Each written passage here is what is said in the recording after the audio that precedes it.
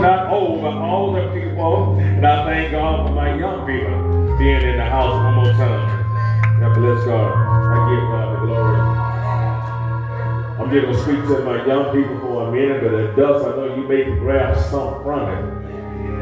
And what I want to say to my young people, fight on.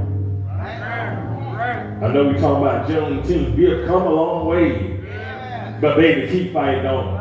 Because there's still a lot more out there you can get. A lot more that you deserve to have. That you work for, that you're able to go vote now. So you're able to be in a place that nobody ain't got to be sick dogs on your phone or water hose on you. Now you're free now.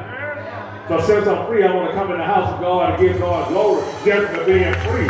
I know when they had slavery, they went to church, they sung songs, but now we got free, we able to buy a little thing, put a little makeup on, put on a little phone, we get to get it. We don't want to give God the glory. I don't want God to carry me back. I want to keep moving forward. So young people, fight on. Don't ever stop fighting. Don't give up on your dream. No, fight for what you believe.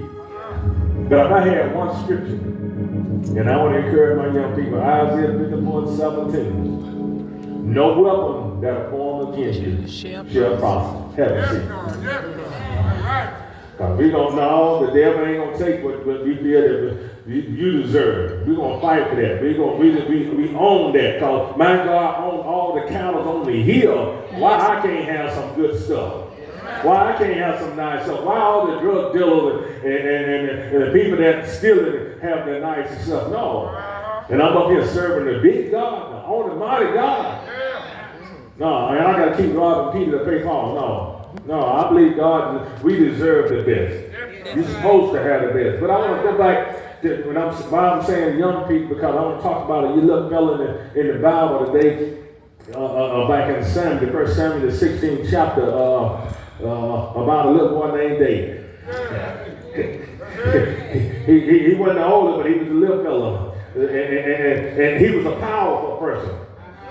Just because you're young don't mean you don't have no power. That's right. If God can use a donkey, he can use you. He sure can. If God uses all these different animals, all kinds of things, why he can't use you. That's why I love to see you come up here and dance and perform for God. But let it be real. That's all I say. Let it be real. I don't need nobody to come just perform. I need you to serve and worship God in your dance. Worship God in your talking. Whatever you give, worship God. Give God the glory. But don't come perform. No. You got too many performers already. The devil performed for a long time until God kicked him out of hell, out of heaven. No. So I don't need no performers. I want you to live what you say. No, I want you to live there. But I want to talk about the little boy named David. Because Saul, when you read the chapter, and I started reading it over and over again, Saul let the people cause him to shift. When I was thinking about it, he wanted to be a people pleaser. So God rejected him as king. God instructed Samuel to go down to Jesse's house and to set up and make a king. How many of you know that you don't have to have a title to be anointed? That's right. How many of y'all think that just the preacher supposed to be anointed and all, and we serving the same God, and God ain't got no perspective. Why you not anointed? You are anointed too. When you dance, you can dance. People can be healed from your dance. Go back and ask David. I know what I'm talking about. Yeah. But he had been given the instruction to go down to Jesse's house and anoint him, not them as king, and he had the fellows to come in and get ready. They had to warn him. Saul was afraid because Samuel was afraid of Saul because of his attitude. Sometimes people get attitude when they see you get ready to get in your rightful place.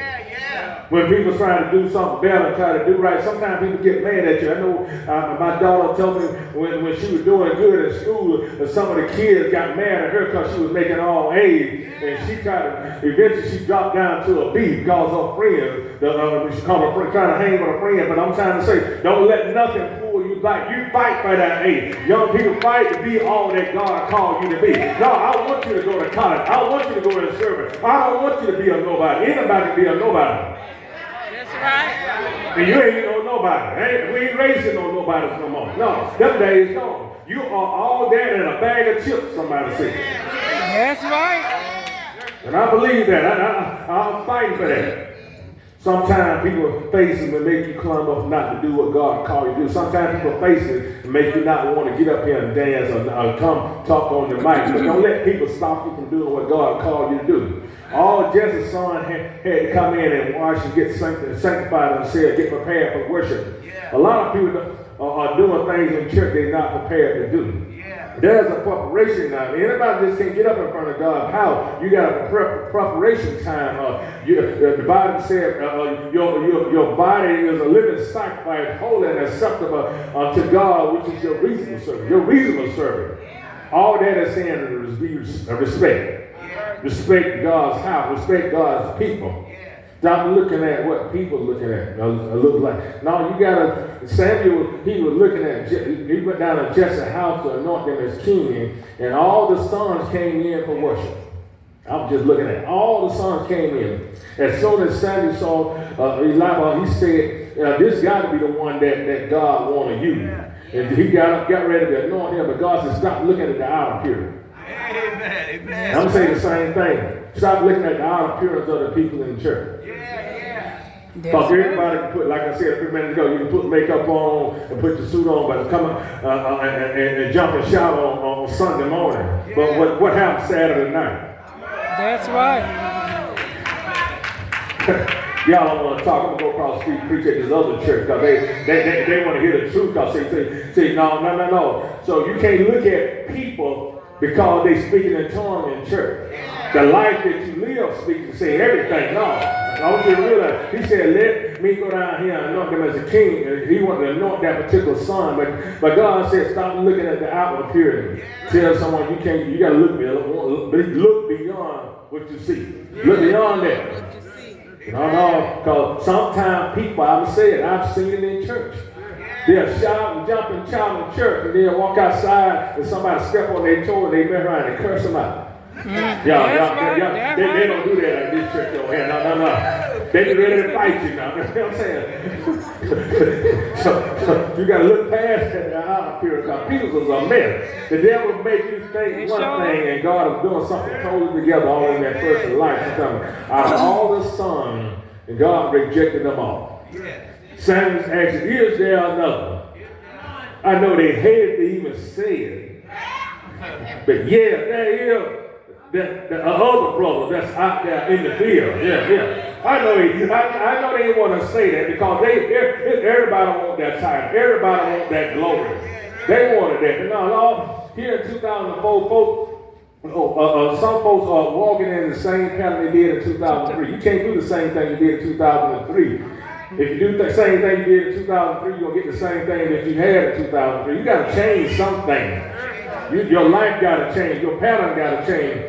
You're crying about they don't like me. They won't speak to me. So what? People won't speak to me. They won't speak to me sometimes. They don't speak to me on my job. So what? I know that's right. You must get the attitude. I don't care what. I come to serve God. I ain't come to serve you no way. I came here to give God the glory. You can look at me because the way I'm shouting. That's all right. But I'm giving God the glory because I know where God brought me from. David was out there in the field attending to the sheep. I didn't see it and I didn't read it, but I don't think David was out there with an attitude. That's right. You know how church folks get. They sometimes get an attitude. They didn't invite him to the service. I don't think he was out there saying, they didn't invite me to the service, so I ain't going to do my job. But he stayed on his post. What God called him to do. One thing about it, the last should be first, and the first should be last. Sometimes folks don't like you because when you're anointed. Some folks don't like you, don't care about you. They'll tell you, baby, I won't get up there and dance like that. I won't stand before the church. I won't even go up there like that. No. But who you serving? Who you serving? I can't stand. They don't. Sometimes people don't want to come to church and dance and give God the glory, but they get out there at the basketball game and cheerleading, they'll switch their butt and then turn up and flip and all this stuff. Sometimes they go wrong. I go to the basketball game a lot, but sometimes some of that stuff they be doing, that twerking and all that stuff. Well, how you going to do? You twerk for God? That's right. Come on now. Sister Cassie, they don't want me to be real. They want me to talk about Daniel and the lion there. No. We got to give God the glory. No, whatever I can do in the street, I need to come in here to God's house and give God the glory. I can't be ashamed to give God the praise. You go, the stands are full, the gym is full, especially on tournament day, and they'll jump out there and flip, turn, do all kinds of stuff. They'll throw them up in the air and they'll catch them and all that. But you get in church, you want to sit there like sit down. Think real, you know what I'm talking about. They'll say shit because you played basketball. You know what I'm talking about. They'll do all that, but they get in church, won't do nothing. Here's David, the young one. He's a shepherd boy. Samuel goes out and said, go get him. Go get him.